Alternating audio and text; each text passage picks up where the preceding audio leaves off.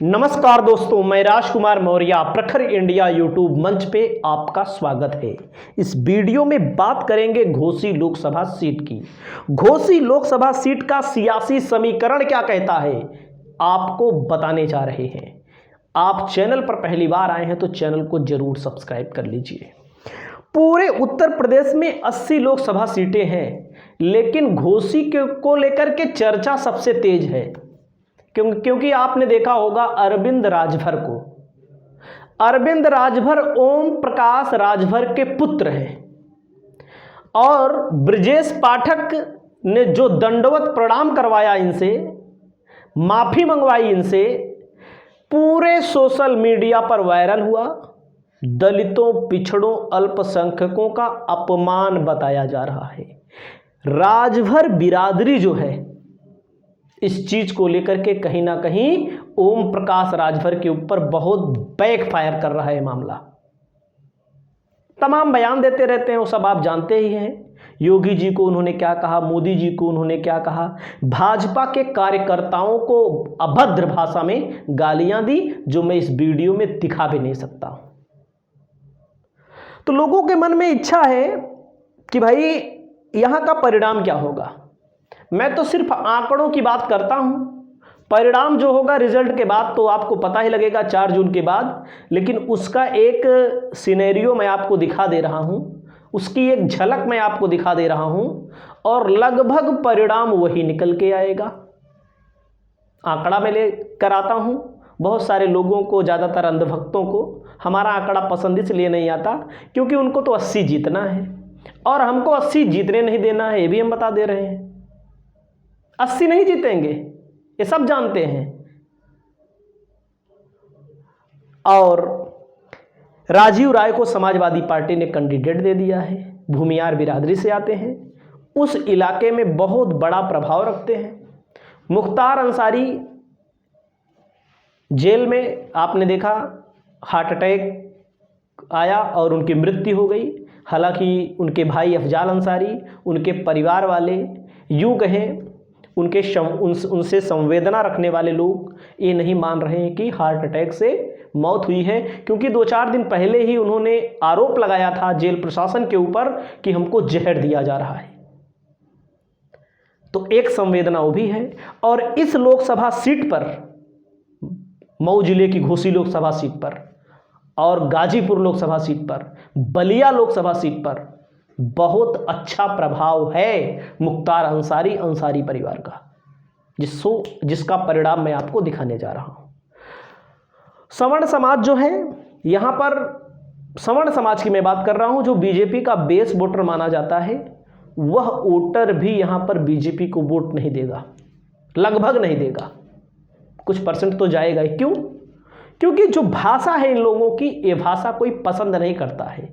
राजनीति में अमर्यादित भाषा। और आपने देखा था घोसी का विधानसभा चुनाव हारे थे और लोकसभा में क्या परिणाम होगा, थोड़ा आप झलक देख लीजिए। मैं बार बार बताता हूं, विधानसभा का जो चुनाव हुआ है उसी के इर्द गिर्द रिजल्ट आएगा, आप देख लेना। क्योंकि जो लोग मोदी को पसंद करते हैं वही लोग योगी को पसंद करते हैं। जब विधानसभा का चुनाव होता है तो 5 समीकरण, 10 समीकरण, 15 समीकरण चलते हैं, क्योंकि 15 प्रत्याशी मेन होते हैं। सपा, बसपा, भाजपा के अलग अलग प्रत्याशी। ओम प्रकाश राजभर का प्रभाव यहां बताया जाता है, लेकिन मैं आपको बता रहा हूं गारंटी के साथ, 10,000, 20,000, 25,000, 30,000 से ज़्यादा इनका प्रभाव इधर से उधर नहीं हो सकता। और इनके जब समाज के लोग इनको अपमानित कर रहे हैं मीडिया में, आप देखिए तो आप ये समझ सकते हैं। तो विधानसभा का रिजल्ट मैं जब रखता हूं तो बहुत सारे लोगों को नहीं पसंद आता, लेकिन उन्हीं लोगों को नहीं पसंद आता क्योंकि वो कहेंगे कि एसबीएसपी समाजवादी पार्टी के साथ थी, मोदी के नाम पे अलग वोट पड़ता है, योगी के नाम पे अलग वोट पड़ता है। ऐसा कुछ नहीं है, सब एक हैं। जब से बीजेपी मोदी के नाम पर ही चुनाव लड़ती है। और यहां पर मैं आपको बता दूं, पहला समीकरण जान लीजिए आप लोग, जो मैं बता रहा हूं। पहला समीकरण, यादव, दलित और मुस्लिम मिलाकर के 9 लाख से ज़्यादा जनसंख्या है। केवल 2014 में ही बीजेपी यहां पर जीती है। उसके अलावा जब से बीजेपी अस्तित्व में आई है तब से यहाँ पर चुनाव नहीं जीत पाई है। तो यहाँ पर आप देखिएगा, हम यहाँ पर बीजेपी का वोट रखेंगे और यहाँ पर बीजेपी का वोट, यहाँ पर समाजवादी पार्टी का वोट। बीजेपी की तरफ से घोसी लोकसभा सीट अगर हम देखें, सबसे पहले घोसी लिखते हैं ताकि जानकारी हो, पढ़े लिखे परिवार से हैं, पढ़ाई लिखाई करते हैं, बच्चों को हजारों लाखों बच्चों को मैंने पढ़ाया लिखाया है, तो लिखने की आदत जो है हमारी है।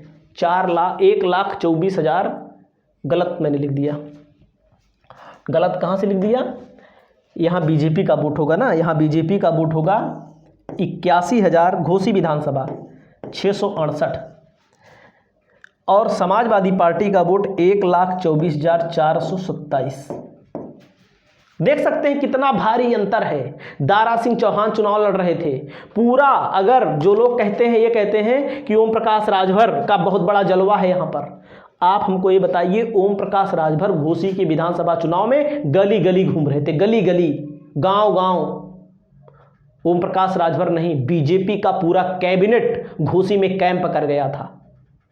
कौन नहीं आया था बीजेपी से? मोदी अमित शाह को छोड़ दो तो लगभग मान लीजिए सब आ गए थे। उत्तर प्रदेश के बड़े बड़े नेता, केशव मौर्य, जिनको स्टूल मंत्री फलाना धमाका क्या क्या नहीं ओम प्रकाश राजभर कहते थे।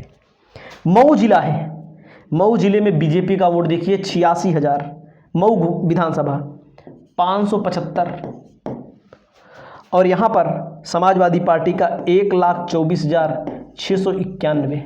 अंसारी परिवार चुनाव लड़ा था यहाँ पर, आप समझ सकते हैं यहाँ पर कितना बड़ा। अगला है मधुबन, बीजेपी का वोट देखिए, यही एक सीट बीजेपी जीती है 79,032, और यहाँ पर कितना वोट है समाजवादी पार्टी का 74,584। बहुत कम मार्जिन से चुनाव यहाँ पर हारी है समाजवादी पार्टी। मोहम्मदाबाद गोहना की सीट अगर आप देखें, बसपा का वोट इसलिए नहीं लिख रहा हूँ, हमारे हिसाब से बसपा का कोई मतलब नहीं है लिखना। क्यों नहीं है? 94,000 गलत दिख रहा हूँ, ये लिखना है 68,039, क्योंकि ये वोट है किसका? 68,039 वोट, ये है बीजेपी का, और 94,688 वोट समाजवादी पार्टी का। तो आप समझिए 4 विधानसभा का लिखा ना, सिर्फ 1 विधानसभा बीजेपी जीती है यहाँ पर। घोसी लोकसभा में 5 विधानसभा सीटें आती हैं। रसड़ा, जहाँ से बहुजन समाज पार्टी का कैंडिडेट चुनाव जीता है, वहाँ पर समाजवादी पार्टी को 81,304, बहुजन समाज पार्टी, इनके हम थोड़ी जोड़ेंगे, 87,887 वोट। बीजेपी को कितना मिला है? 24,235 वोट। आप समझो, 5 विधायकों में 1 विधायक बीजेपी का, 1 बसपा का, और बसपा वाला भी जो जीते हैं, बसपा वाले, उनका भी वोटों का अंतर बहुत ज़्यादा नहीं है। 3 समाजवादी पार्टी के विधायक हैं यहाँ पर। अब आप सोचेंगे भाई आपने ये बताया विधानसभा का, लेकिन कभी कभी ये भी होता है, समीकरण की मैं बात जो बोल रहा हूँ, सवर्ण समाज का मैक्सिमम वोट मिलेगा यहाँ पर। समाजवादी पार्टी को लोग भले ना पसंद करें, नहीं देते हैं, बात सत्य है, लेकिन राजीव राय को देंगे, इन महोदय को नहीं देंगे, इन महोदय को नहीं देंगे। मेरे कहने से नहीं, सारा कुछ आप यूट्यूब पर, टेलीविज़न मीडिया पर तमाम ग्राउंड रिपोर्टिंग हो रही है, वहाँ आप देख सकते हैं। इसके अलावा लोकसभा का थोड़ा आंकड़ा मैं दिखाता हूँ। बीएसपी से चुनाव जीते थे अतुल कुमार, बहुजन समाज पार्टी से, बिना प्रचार किए चुनाव जीते थे। कैसे? क्योंकि इनको पुलिस ढूंढने लगी थी, पुलिस पकड़ रही थी इनको। भाजपा अपने पीक पर 2019 में थी, उससे बड़ा पीक नहीं हो सकता। 4,51,000 वोट, 1,22,000 वोट से हारी थी। सुहेल देव की तरफ से महेंद्र राजभर लड़े थे, 39,000 वोट पाए थे। कितना वोट है यहाँ पर राजभर का? 39,000 पूरे लोकसभा में। मैं मानता हूँ 50,000, इससे ज़्यादा वोट नहीं है। लाख होता है तो आधा, 50%, 51% वो पोलिंग होती है, उसका आधा वोट यहाँ पर मिलता है।